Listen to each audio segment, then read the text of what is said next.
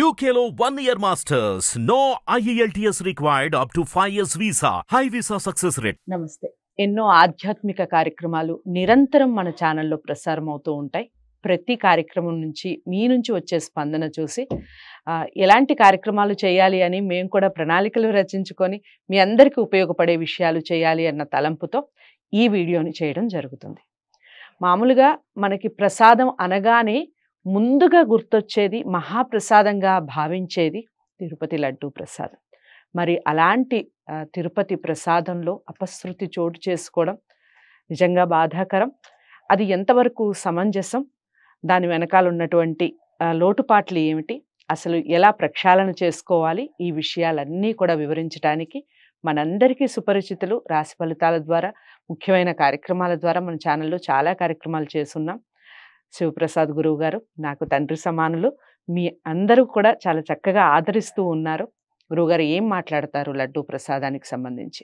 వీడియోని ఎక్కడా స్కిప్ చేయకుండా చూడండి. నమస్కారం గురువుగారు. ఆశీర్వచనం తల్లి. గురువుగారు చెప్పండి, లడ్డూ ప్రసాదంలో చోటు చేసుకున్నటువంటి అపశృతి ఏదైతే ఉందో, ఈ నెయ్యి వాడకంలో కానివ్వండి, ఆల్రెడీ ల్యాబొరేటరీస్కి పంపించాము, దానికి సంబంధించి అపశృతి ఉంది అని గవర్నమెంట్ గంటాపదంగా చెప్తూ ఉంది. 2 రోజులుగా ఇదే హాట్ టాపిక్ నడుస్తుంది. మీరేం మాట్లాడతారు దీనికి సంబంధించి? శ్రీ మహాగణాధిపతయే నమః. ఐం మహాసరస్వత్యే నమః. శ్రీ లలితాంబికాదేవ్యే నమః. శ్రీ వెంకటేశ్వర స్వామి కలియుగ ప్రత్యక్షప్రదమైనటువంటి దేవుడు, మనకు ఆరాధ్య దైవము. వైకుంఠము అంటే, కలియుగ వైకుంఠము అంటే నిత్య కళ్యాణం పచ్చతోరణం. శ్రీ వెంకటేశ్వర స్వామి అసలు తిరుమలకు వెళ్ళాలి, నేను వెళ్ళలేదు అని అసలు ఒక్కసారైనా స్వామిని, ఒకసారి కాదు ఎన్నిసార్లు చూసినా తనివి తీరనటువంటి ఇది తిరుమల క్షేత్రము యొక్క వైభవము, గొప్పతనము. అటువంటి స్వామి దగ్గర లడ్డూ తయారీలో ఇబ్బంది కలిగినటువంటి మాట ఇది జరుగుతుంది. ఇది అనుకోవటానికి కూడా అసలు ఒళ్ళంతా కూడా ఎలా ఉంటుంది అంటే, అమ్మ అది మహాపాపము. నిజంగా అనుకుంటేనే పాపము అని మాట్లాడటానికే ఇబ్బందికరమైనటువంటి పరిస్థితి ఉంటే, అటువంటిది అక్కడ అంత అపచారము జరిగింది అని అంటే అది ఎంత నేరము, ఘోరము అయినటువంటిది అనేది ఒక్కసారి ఆలోచన చేయాలి. సరే, దానికి సంబంధించినటువంటివి పూర్వాపరాలు, ప్రభుత్వాలు, మనకి ఏదైనా బాధ వస్తే ప్రభుత్వాలు అనేటువంటివి చాలా అప్రమత్తంగా, నిజాయితీగా, ప్రజలకు మేలు చేసేటువంటి విధానముగా ఉండవలసినటువంటి ప్రభుత్వాలే తప్పుదోవన పడితే మనము డాక్టర్ దగ్గరికి వెళ్తాం, మంచి మంది ఇస్తాడు, ఆరోగ్యముగా ఉంటుంది అని. అలాంటి డాక్టర్ దగ్గరికే పోయినప్పుడు ఇబ్బందికరమైనటువంటి పరిస్థితి అంటే, దీనికి కూడా అల్టిమేట్ ఏమిటి అంటే, ఎంత చేసినా భగవంతుడి దగ్గరికి వెళ్ళి కాస్త ప్రసాదము తీసుకుంటే మన ఆరోగ్యం నయమవుతుంది అనేటువంటిది ఉన్నది. నిజానికి ఒక్కసారి గతాన్ని గనక మనము చూసుకున్నామంటే ఇన్ని హాస్పిటల్స్ లేవు. ఏ బాధ వచ్చినా దేవాలయానికి వెళ్ళి కాస్త తీర్థం తీసుకుంటే అందులో వేసేటువంటి మూలికల జలముతో ఆరోగ్యము ఉంటుంది, దైవం అనుగ్రహిస్తాడు అనేటువంటి నమ్మకముతో భక్తులు వెళుతున్నటువంటి పరిస్థితులలో ఇలా జంతువుల యొక్క సంబంధించినటువంటిది ఎప్పుడైతే వాడుతున్నారు అంటారో ఇది దారుణం, మహా ఇబ్బందికరమైనటువంటి పరిస్థితి. ఎక్కడ మొదట బీజం ఏమిటి అంటే, భక్తి ఒక్కటే ఉంటే చాలదు, పరమ భక్తి, శ్రద్ధ రెండూ ఉండేటువంటి వాళ్లను టీటీడీలో పెట్టాలి ఎప్పుడు కూడా. మరి భగవంతుడు ఎలా చూస్తాడు అంటే, అందుకనేనేమో భగవంతుడు ఒక్కసారిగా మహాద్భుతంగా ఎదిగినటువంటి వ్యక్తులను టపీమని కిందికి పడేస్తాడు. అది కూడా తెలుసుకోవాలి మనం ఈనాడు. నేను ఏ ఒక్కరిని నిందించను కానీ తల్లి, అవును. నిందించడం మా అభిమతము కాదు. కానీ ఉమ్, ఎదుగుతున్నాము అన్నప్పుడు వాళ్ళంతా కళ్ళు చేసుకొని బతకాల్సినటువంటి అవసరము ప్రతివాడికి ఉంటుంది. అవును. ఎక్కడ తప్పు చేసినా ఎవరో భగవంతుడు మనకు చూస్తాడాలే, రాతి విగ్రహం ఉన్నాడు కదా అనుకుంటే అది తప్పు. ఉమ్, అందుకనే జనాలు ప్రజలే దేవుళ్ళు అని ఊరికే అనరు ఎప్పుడు కూడా. ఉమ్, ఎంత గొప్పగా చూస్తారో వాళ్ళు మనల్ని, ఉమ్, అంత టపీమని కిందికి పడేసేటువంటి వ్యవస్థ కూడా ఉంటుంది, వాళ్ళ చేతుల్లోనే ఉంటుందమ్మా. ఉమ్, అందుకని టీటీడీ అని అనగానే అక్కడ భక్తి, శ్రద్ధ, భయము ఉండేటువంటి వ్యక్తులను పెట్టాలి.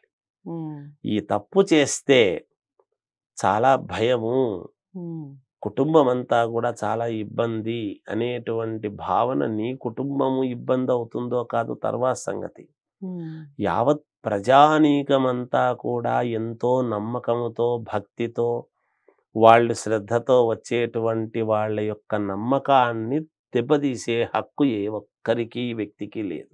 ఉమ్, వ్యవస్థలు సర్వనాశనం అయిపోతే ఇబ్బందే కదా ఇటువంటివి. అవును.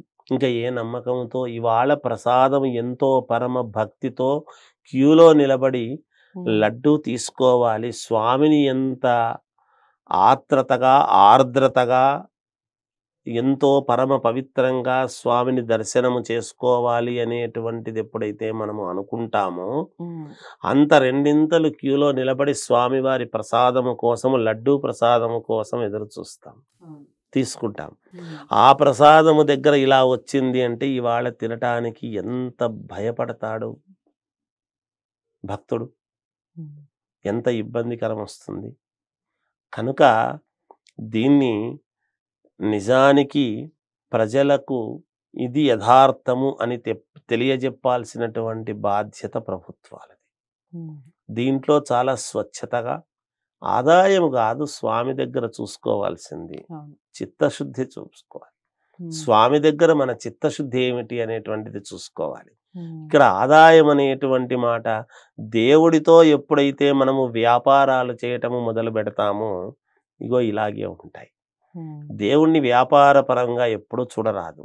అన్యమతస్థులను ముందుగా తొలగించాలి. ఉమ్, శ్రద్ధ ఎప్పుడొస్తుందండి? మనది మన దేవుడి మీద నమ్మకం ఉండేటువంటి వాళ్ళని అక్కడ పెడితే వస్తుంది. భక్తి అన్నీ ఉంటాయి. అంతేగాని అన్యమతస్థుల్ని ఎప్పుడైతే మనము శిఖరములో కూర్చోబెడతామో వాళ్ళకి ఏం బాధ్యత ఉంటుందండి? ముందే అన్యమతస్థుడు, ఉమ్, మాకు ఈ దేవుడు అంటేనే సరే ఉన్నది అన్నట్టుగా మనం ఏదో ఊరికే అక్కడ ఏదో ఎంత డాంబికము చేసినా, ఉమ్, నువ్వు ఒక ముద్ర వేసుకున్న తర్వాత నువ్వు వేరే ఒకటి చేతిలో పట్టుకొని పొద్దున్న లేస్తే మీ వాళ్ళందరూ బయట తిరుగుతూ నేను దీంట్లో ఉంటాను అంటే ఎలా ప్రామాణికం అవుతుంది?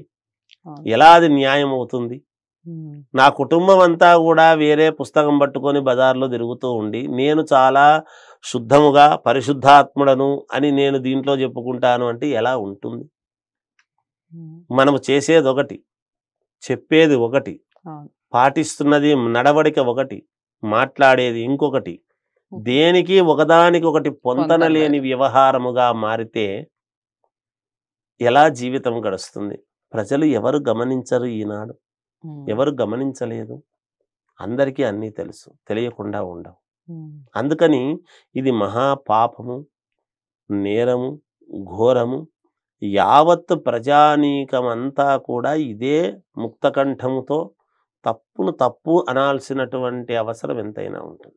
రైట్. నిజంగా అది అలాగే జరుగుతూ ఉంది అంటే ఒక సీఎం స్థాయిలో ఇన్ని ఏళ్ల అనుభవం ఉండేటువంటి ఒక వ్యక్తి ఎప్పుడైతే బయట పెడుతున్నాడో అది దాంట్లో నిజానిజాలు బయటికి తెలియజెప్పాల్సినటువంటి బాధ్యత ఉన్నది.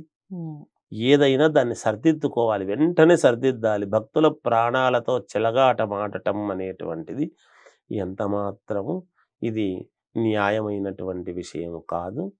ఇది చాలా తప్పు. మరి అందరూ కూడా ఖండించాల్సినటువంటి విషయమే ఉమ్, ఒకవేళ అటువంటిది ఉంటే. అటువంటిది ఉంది అన్నప్పుడు దాన్ని జాగ్రత్తలు తీసుకోవాల్సిన అవసరం ఉన్నది. ఈ భవిష్యత్తు రోజులలో దీన్ని ఎప్పటికప్పుడు చేసేటువంటి విధానాన్ని మరి కొంతవరకు బయటికి లైవ్ పెడితే మంచిదేమో అనిపిస్తుంది. ఎందుకంటే పరిశుద్ధంగా ఉండేది అవసరము ఇవాల్టి రోజున అని భక్తుల నమ్మకాలను ఎప్పటికప్పుడు మనం స్వామికి చేసేటువంటి సేవలు, కళ్యాణోత్సవము ఇది ఎలా అయితే చూపిస్తున్నారో టీటీడీ ఛానల్ వాళ్ళే ఎప్పటికప్పుడు ఒక ముఖ్యమైనటువంటి ఒక ఇది పెట్టి వాళ్ళు అక్కడ ఏం తయారు చేస్తున్నారు ఏమిటి అని సీసీ కెమెరాలు పెట్టి బయటికి లైవ్ అనేటువంటిది చూపిస్తే మంచిదేమో. ప్రసాదం తయారీ కూడా నిజానికి ఏమి నెయ్యి వాడుతున్నారు ఏమిటి స్వచ్ఛత అనేది చాలా అవసరం అమ్మా ఇవాల్టి రోజున. అందరికీ తెలియజెప్పాల్సినటువంటి బాధ్యత.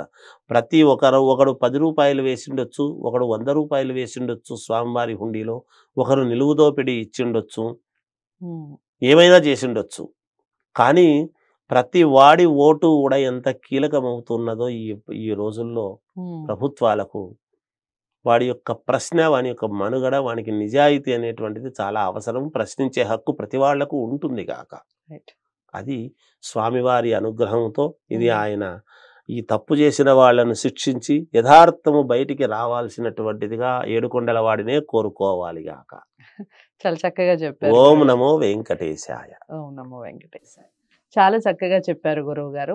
ఏదేమైనప్పటికీ పార్టీలకు అతీతంగా చేయాల్సిన విషయం, మాట్లాడాల్సిన విషయం, పార్టీలకి సంబంధం లేకుండా భగవంతునికి సంబంధించిన విషయం ఇది.